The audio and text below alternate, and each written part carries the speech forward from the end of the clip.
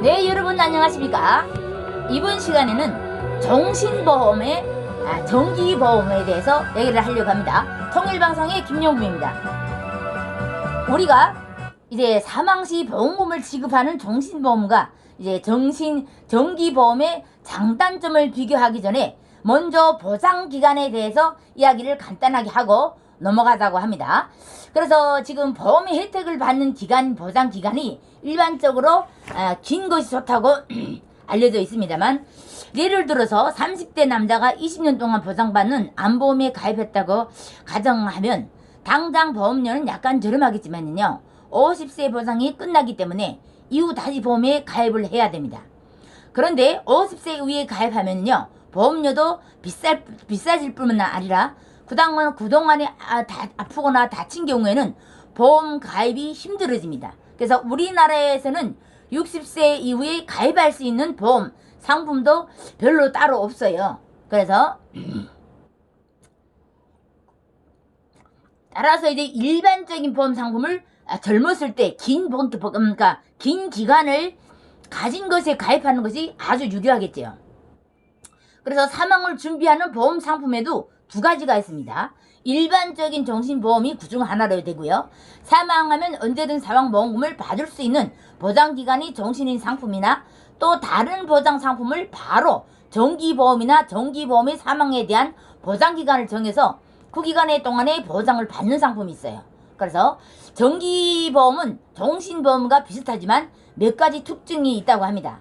그래서 10년, 20년, 55세, 60세, 70세 등 그 기간 동안 보장을 받도록 설계를 할 수 있고요. 보장 기간이 짧으니 당연히 정신보험보다 보험료가 저렴하겠죠. 그리고 대부분 이제 만기 시 소멸되는 형태라서 보험료가 저렴하고 약관 대출이나 연금 전환 등이 불가능하다고 합니다.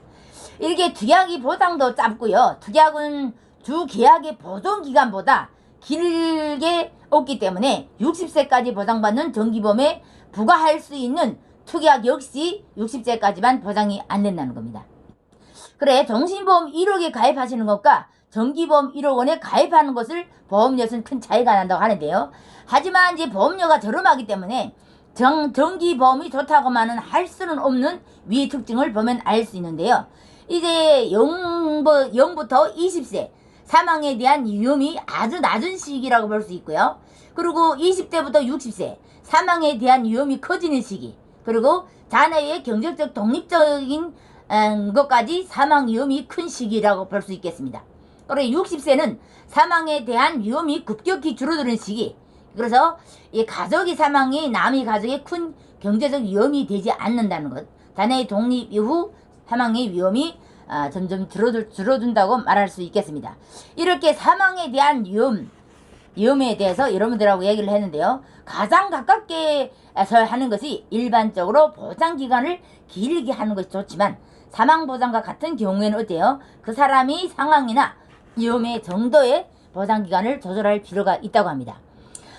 이런 점을 고려하면서 정신보험과 같은 위험이 일정하지 않는 보험에 가입할 때는 정기특약을 활용하는 것이 좋다는 것, 그리고 물론 경제적으로 어려움이 있는 사람은 굳이 정기보험을 활용할 필요가 없습니다. 그래서 하지만 이제 효율적 측면에서 봤을 때 똑같은 1억 원을 보장받는다면 정기특약 60세 보장 상품과 이제 정신보험 상품을 이제 보험료가 3배 이상 차이가 나기 때문에 사망에 대한 위험이 어떻게요? 줄어드는 시기를 고려한다면 정기보험을 활용하는 것도 사망에 대한 위험을 준비하는 대안이 될 수 있다는 겁니다.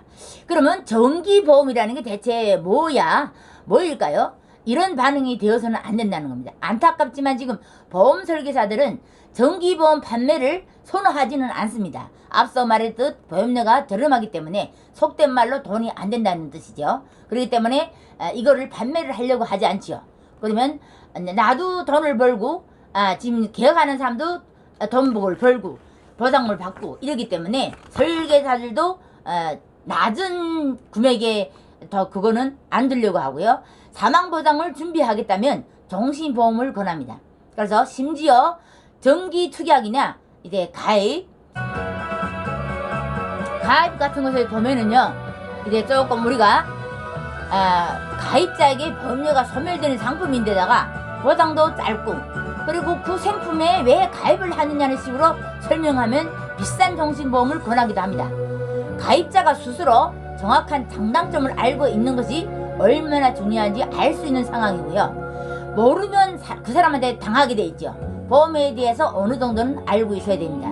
그래서 계속 강조하지만 각자의 경제적 상황에 맞는 적합한 이게 상품의 설계를 이게 설계사를 통해서 이루어져야 된다는 거예요. 그래서 보험을 아직 안 드신 분들, 정말 이게 어느 쪽으로 가야 될지 잘 모르는 사람들 있잖아요.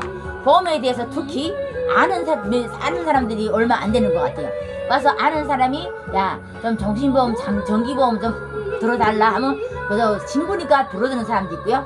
물론 필요도 해서 드는 사람들이 있겠지만 철저하게 보험사의 설계, 정신보험이나 이제 정기보험이나 손해보험이나 생명보험에 대해서 딱 알고 들어가는 사람들이 얼마 없다는 거예요. 그래서 오늘은 이제 정신보험, 정기보험에 대해서 여러분들하고 이야기를 나누었습니다. 구독 안 하신 분들은 구독과 좋아요를 눌러주시고요. 통일방송의 김영금이었습니다. 감사합니다.